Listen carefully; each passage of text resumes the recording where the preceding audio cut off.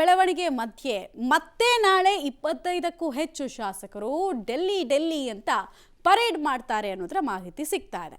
25 ಜನ ಶಾಸಕರು ಅಂತ ಇದ್ವಿ, ಯಾವ ಬಣದವರು ಅಂತ ಅನ್ನೋ ಪ್ರಶ್ನೆಗೂ ಕೂಡ ಉತ್ತರ ಕೊಡ್ತೀವಿ.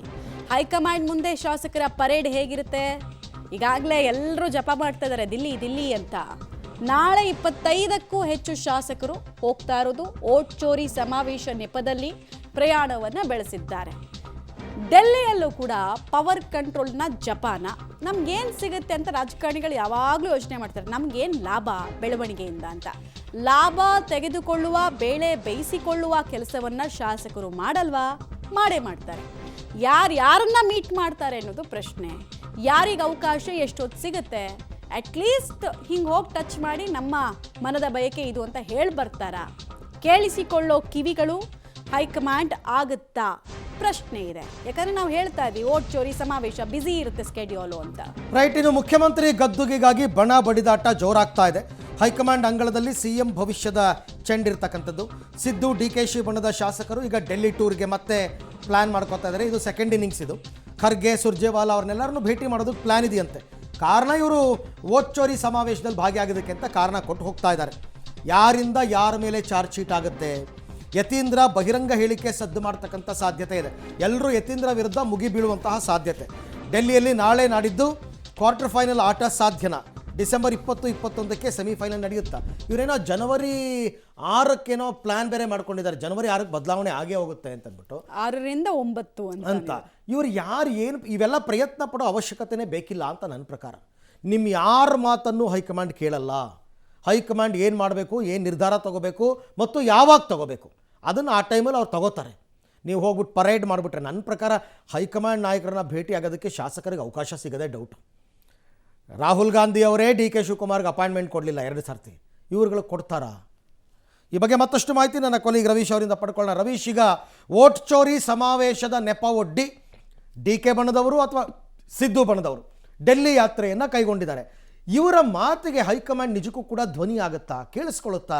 ಇವ್ರಿಗೆಲ್ಲ ಅವಕಾಶ ಸಿಗುತ್ತಾ ಮಾತಾಡೋದಕ್ಕೆ? ಸಿಕ್ಕಿದ್ರೂ ಏನು ಕ್ಲೈಮ್ ಮಾಡಬಹುದು ಇವರು ಅಂತ?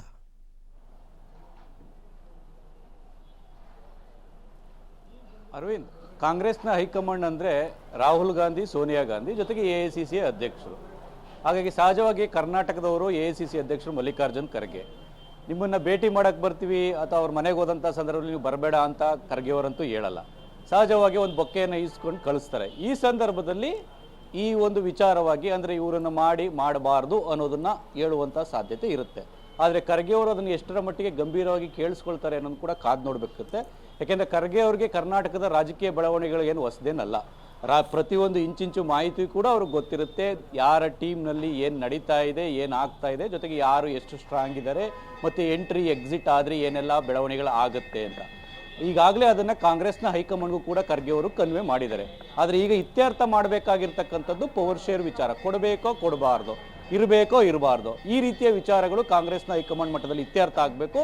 ಅದು ಸೋನಿಯಾ ಗಾಂಧಿ, ರಾಹುಲ್ ಗಾಂಧಿ ಮತ್ತು ಮಲ್ಲಿಕಾರ್ಜುನ್ ಖರ್ಗೆ ಅವರ ನೇತೃತ್ವದಲ್ಲಿ ಇತ್ಯರ್ಥ ಆಗಬೇಕು. ಆದರೆ ಅದಕ್ಕೂ ಮುನ್ನ ಇವ್ರು ಹೋಗುವಂಥದ್ದು ಕೇವಲ ನಾಮಕಾವಸ್ಥೆ.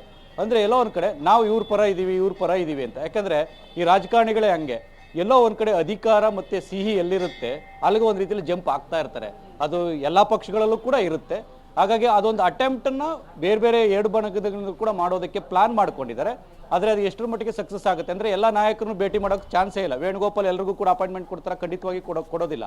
ಆದರೆ ಸುರ್ಜೇವಾಲಾ ಮತ್ತು ಮಲ್ಲಿಕಾರ್ಜುನ್ ಖರ್ಗೆ ಅವರನ್ನ ಭೇಟಿ ಮಾಡಿ ಆದಷ್ಟು ಬೇಗ ಇತ್ಯರ್ಥಗೊಳಿಸಿ ಅಂತ ಒಂದಷ್ಟು ಶಾಸಕರು, ಇಲ್ಲ ಇವ್ರನ್ನ ಉಳಿಸಿ ಅಂತ ಒಂದಷ್ಟು ಶಾಸಕರು, ಇಲ್ಲ ಡಿ.ಕೆ. ಶಿವಕುಮಾರ್ CM ಮಾಡಿ ಅಂತ ಒಂದಷ್ಟು ಶಾಸಕರು ಈ ರೀತಿ ಕ್ಲೈಮ್ ಮಾಡ್ತಾರೆ ಹೊರತು ಇದರಿಂದ ಸ್ಪಷ್ಟವಾದ ರಿಸಲ್ಟ್ ಬರಬೇಕಾದ್ರೆ ಆ ಒಂದು 3 ಸಿಟ್ಟಿಂಗ್ ಆಗಬೇಕಾಗತ್ತೆ. ಆದರೆ ಎಲ್ಲ ಒಂದು ಕಡೆ ಒಂದು ಪುಷ್ ಮಾಡುವಂಥದ್ದು, ಒಂದು ಒತ್ತಡವನ್ನು ಹಾಕುವಂತಹ ತಂತ್ರ ಇದಷ್ಟೇ.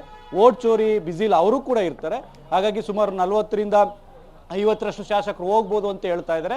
ಇನ್ನೂ ಕೂಡ ಕೆಲವರಿಗೆ ಫ್ಲೈಟ್ ಸಿಗ್ತಾ ಇಲ್ಲ, ಬುಕ್ ಆಗಿಲ್ಲ ಅನ್ನೋದು ಕೂಡ ಹೇಳ್ತಾ ಇರ್ತಕ್ಕಂಥದ್ದು. ಹಾಗಾಗಿ ವಿಶೇಷ ವಿಮಾನದಲ್ಲಿ ಕೆಲವ್ರನ್ನ 1 ಅಥವಾ 2 ವಿಮಾನದಲ್ಲೂ ಕೂಡ ಕರೆದುಕೊಂಡು ಹೋಗಿ ಅದು ಕೂಡ ಪ್ಲಾನ್ ನಡೀತಾ ಇದೆ. ಇವತ್ತು ಸಂಜೆ ಒಳಗಡೆ ಅದು ಕ್ಲಿಯರ್ ಆಗಿ ಗೊತ್ತಾಗುತ್ತೆ. ಹಾಗಾಗಿ 2 ಬಣದಿಂದಲೂ ಕೂಡ ಹೋಗ್ತಾರೆ ಮತ್ತು ತಟಸ್ಥ ಬಣದಿಂದಲೂ ಕೂಡ ಹೋಗ್ತಾ ಇರ್ತಕ್ಕಂಥದ್ದು. ಹಾಗಾಗಿ ಆ ಒಂದು ಶನಿವಾರ ಮತ್ತು ಭಾನುವಾರ ಒಂದು ಸ್ವಲ್ಪ ಬ್ಯುಸಿ ಆಗಿರುತ್ತೆ ಕಾಂಗ್ರೆಸ್ ವಲಯದಲ್ಲಿ.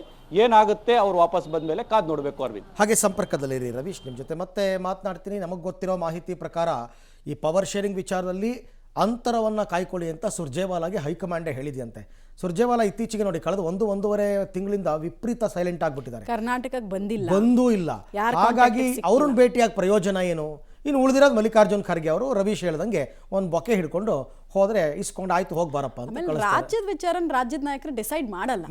ಸೊ ಒಂದು ದ್ವಂದ್ವ ಇರುತ್ತೆ. ಹೌದು, ಹಾಗಾಗಿ ಏನಾಗುತ್ತೆ, ಒಟ್ಟಿನಲ್ಲಿ ನಾಳೆ ನಾಡಿದ್ದು ಅಧಿವೇಶನ ಇಲ್ಲದೆ ಇರೋದ್ರಿಂದ ಒಂದು ಟ್ರಿಪ್ ಮಾಡಿಕೊಂಡು ಡೆಲ್ಲಿಗೆ ಹೋಗಿ ಸುತ್ತಾಡ್ಕೊಂಡು ಬರ್ತಾರೆ ಅಂತ ಅನ್ಸುತ್ತೆ.